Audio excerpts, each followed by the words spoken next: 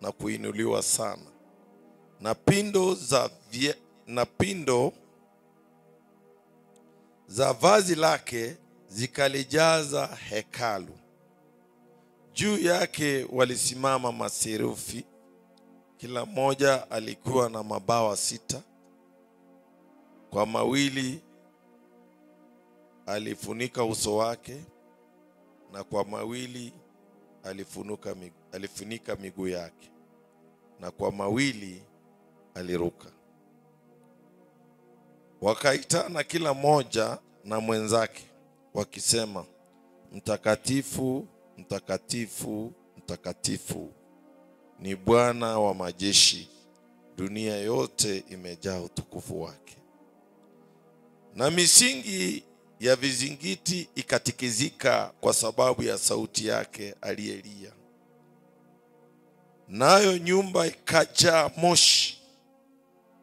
Ndipo niliposema, ole wangu, kwa maana nimepotea, kwa sababu mimi ni mtu mwenye midomo michafu, nami ninakaa katika watu wenye midomo michafu, na macho yangu yamemuona Mfalme, Bwana wa majeshi.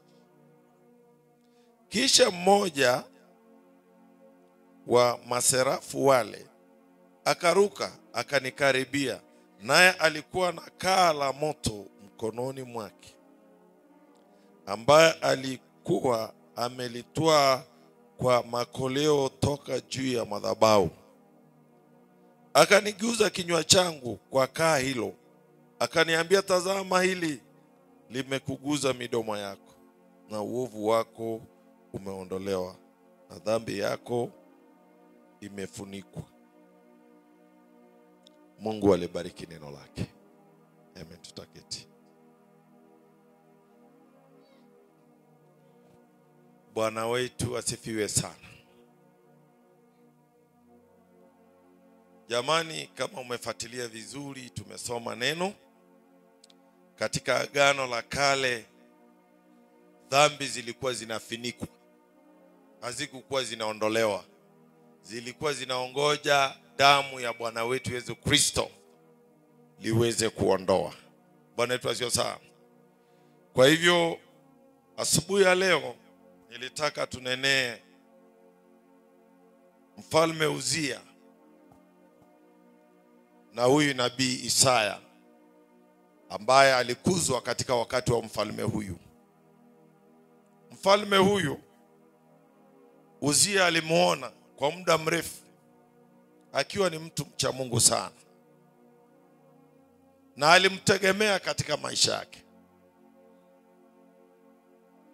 Lakini ikawa ya kwamba wakati ulifika huyo mfalme akafa. Ndio unaona kuna watu wengi wanategemea wanadamu.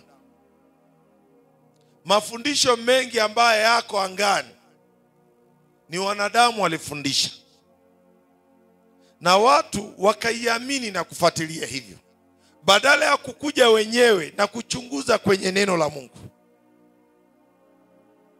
Watu wanaamini Ukatoliko na wanaona ni njia sahihi, lakini wenyewe hawajaingia kwenye neno la Mungu na kuangalia na kusema, je, vile kanisa letu linasema hivyo ndivyo neno la Mungu linasema? Watu hawafikii hapo. Kwa hivyo wanafananishwa na huyu nabii Isaya. Wazo lake lote, tegemeo lake lote lilikuwa kwa huyu mfalme, kwa sababu alimuona akienda kanisani Jumapili. Tuseme kwa mfano, kwa wakati wao ilikuwa ni siku ya Sabato, pengine walikuwa wanaenda Sabato.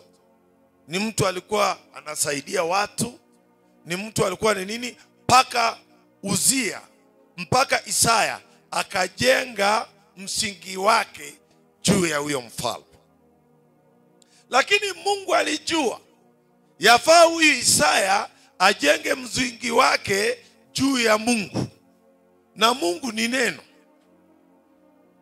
Kwa hivyo ikafika wakati Uzia alipolala,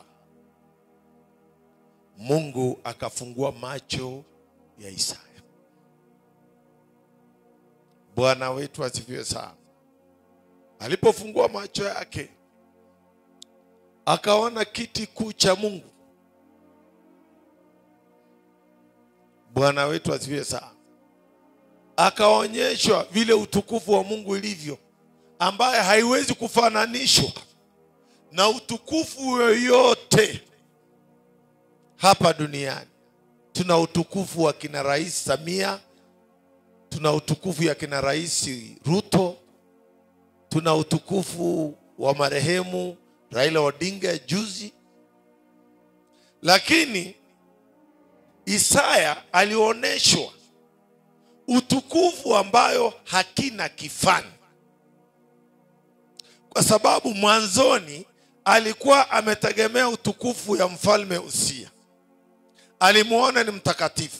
Kama vile ungeona pasta yako ni mtakatifu, ungeona kanisa lako ni takatifu. Lakini nawaambia mchana wa leo, utakatifu halisi ni neno hili la Mungu, sio sisi wanadamu.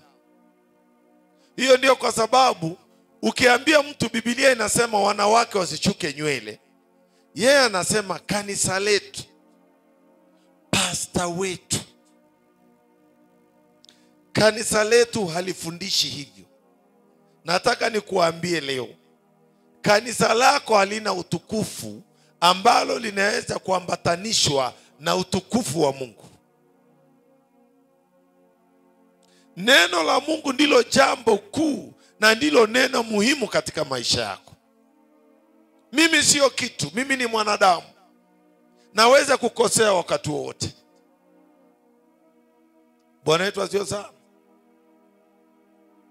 Lakini neno hili haliwezi likakosea.